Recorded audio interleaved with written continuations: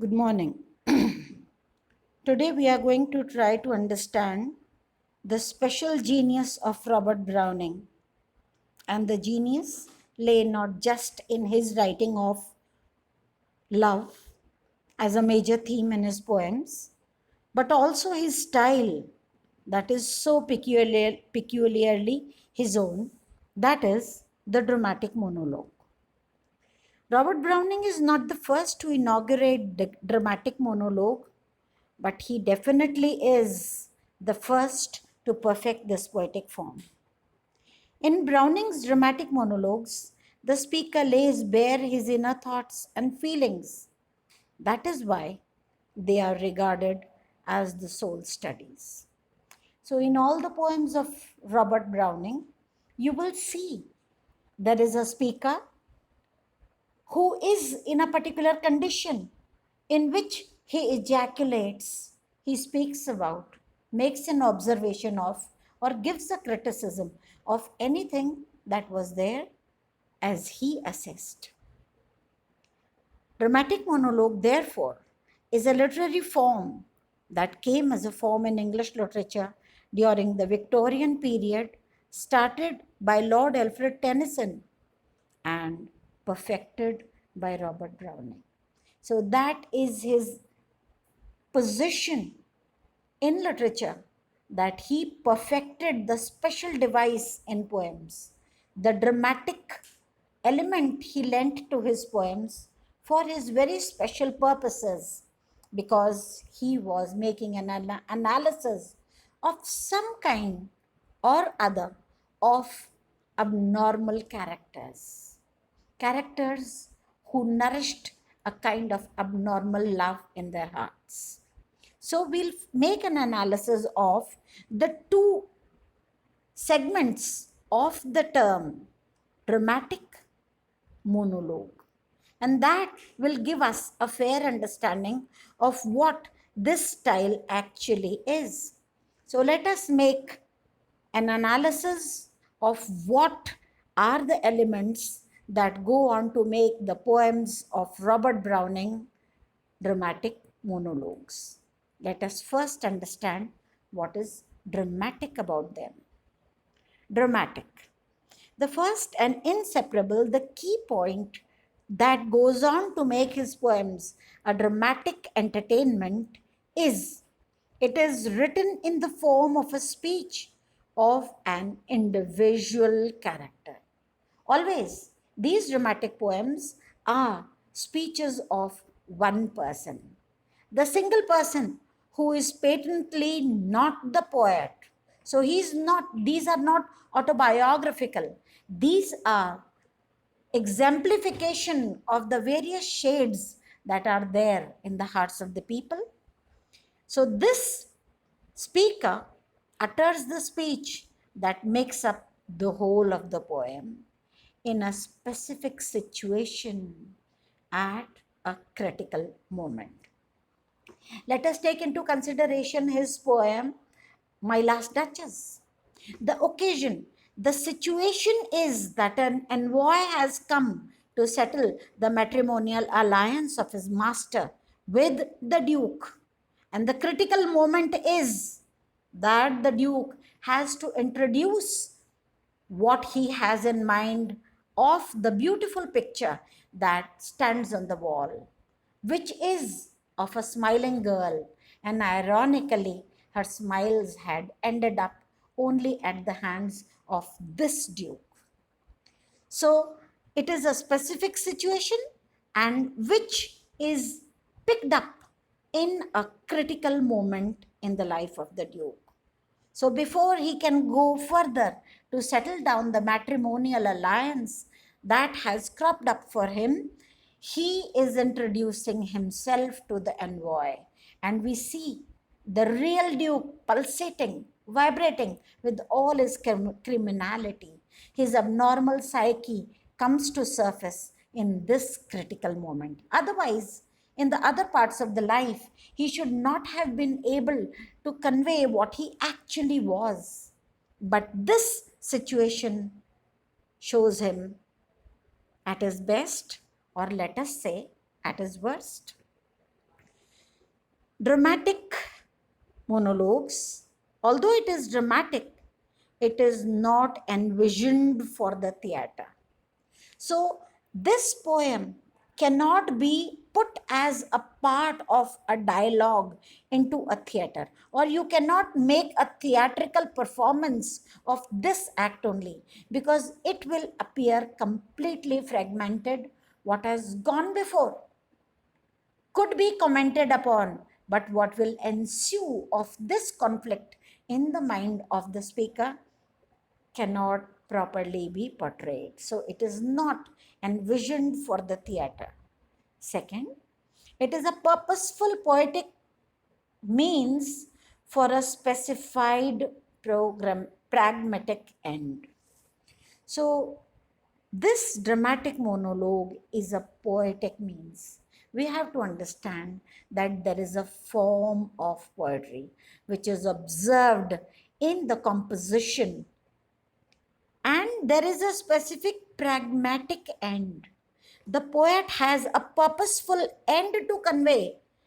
The character who you would not have been able to assess, who you would not be able to understand what drove him into the killing, the complications, the psychological drives that came in his mind that went on for him to commit the murder, the brutal, the bloody murder of his very innocent wife, that would not have otherwise been able to come to surface. So the pragmatic, the purposeful end which the poet has in his mind is he makes his character dip the brush of expression in his own criminal, in his own emotionally charged heart, and make a picture thereof.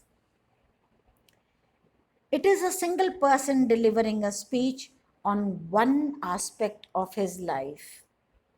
So the dramatic element is a dramatic monologue is only about one small aspect of the life. It is not a narrative. It is not dealing with the whole life of the character. It is only about one single aspect of his life. Then it is an unnatural conversation. Why unnatural? Because the presence of the other is indicated through the words in the poem, but he is not allowed to put his input into the flow of thought. So it is an unnatural conversation that is unbalanced towards the speaker's intentions. What is the purpose of the poem? Is just exposition of the speaker's intentions. It does not take into considerations the reactions, the inputs, if at all there could be, of the audience. The character who is a silent observer or the silent listener. It is dramatic in the sense that it has a theatrical quality. That is, the poem is meant to be read to an audience. So, this poem is not a narrative. It is not a third person explanation of what happens. It is a first person speech. The person speaks about himself. The person speaks, lays bare the psychological traumas, the psychological drives that are goading him to make an expression of what goes on in his mind and what he has finally to express. So it is meant for the audience unless we perceive, unless we listen to the way, to the words, the choice of words, the style of expression, we won't be able to analyze the character of the speaker. The audience may or may not be present. Sometimes it just happens that the, the, the silence of the listener is to the extent that we feel that he is actually not present at all, as in Henri del Sarto. This Henri del Sarto is speaking to his wife who has now deserted him in favor of yet another one, Lucrezia. He speaks to Lucrezia and he's persisting upon her sitting there and saving him a model. Still, the Lucrezia seems to have given no input into the poem. So the audience that is there, the speaker, the listener to whom the speaker is addressing, his expression is at times so silent and so inert as Lucrezia is. The speaker reveals his temperament and character only through his speech, and that is the crux of the matter. How would anyone know the Duke, who had such a history of 900 years age, a glorious past, and who has Neptune sitting on in his hall, controlling the seas? Such a powerful man observed his power upon a, an innocent and a docile lady, the Duchess, who could be satiated with a small bough of cherries as much as she delighted in a diamond that he gifted her to be worn on her breast. This, we would not be able to analyze what actually the character of the Duke is unless he himself says that he stopped her from smiling before Fra Pandolf, and she did. He gifted her a pony to move around on the roof. He contained her gaiety. He contained her innocence on a roof and did not allow her an expression, and which she took as a sweet gift from him and gave him a smile again. And she must have also smiled when the smiles grew, and he gave commands. See the crisp expression. This grew very small, a brief and a curt expression. The smiles grew. I gave commands. See, 3 words. I gave commands. And ultimately, the tragedy in 5 words. Then all smiles stopped together. How would we look into the character of this Duke unless he had himself spoken what he was? So the material of the character is laid bare only through the conversation that he is giving before an audience who he subjugates with his presence and does not allow them to make an observation or a comment or a reaction to it. So these make the poems of Robert Browning dramatic, though they are poems, but they have every element of drama. We see the action developing from the situation, the critical moment that the poet has let his character to be in, and which matures and mellows through the course of the poem and ultimately make for us, present for us the character of the speaker. So this is the dramatic, and what then is a monologue? The word itself is very indicative of the speech being a logue, a conversation given by a mono person, one person. To say that the poem is a monologue means that these are the words of one solitary speaker with no dialogue coming from any other characters. How do we know then that there are characters in? Because during the course, he interrupts. He makes every gesture to draw the attention of the audience towards him. And this shows that he is speaking purposefully to an audience. Monologue means a long and typically tedious speech by one person during a conversation. And all the poems, they are big expressions. They are deliberations of the soul that is captivated in that moment, and where it is flapping its wings to show every shade, every color and every form that his character had taken during the course of the action that is the subject of the poem. A monologue is different from a soliloquy. We shouldn't mistake a monologue for a soliloquy, because soliloquy means the act of speaking one's thoughts aloud when by oneself. So they are just internal contemplations. They are just a conflict that goes on in the mind of the person, and where the decision is to be taken by him, and they are not for the exposition of his character.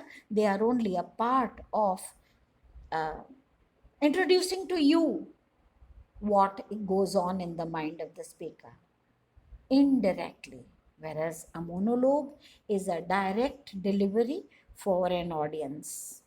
It is soliloquy is regardless of any hearers, and it is conducted usually when the speaker is alone. So, dramatic monologue is a salient feature of the writings of Robert Browning. He displays a character in his poems. The character is in a given situation. He has an audience before him, and who then decides to make an observation, to speak about the situation in which he is, about a thing which he had experienced, and which is intended only to introduce to us the character, the persona of the speaker. Thank you. We shall be studying his poems, individual poems, one by one, to make a genuine assessment of why he chose this particular form for his exposition of love, the thought of love in the mind of an abnormal person, and how the dramatic monologue serves the best suited device for his poems. Thank you.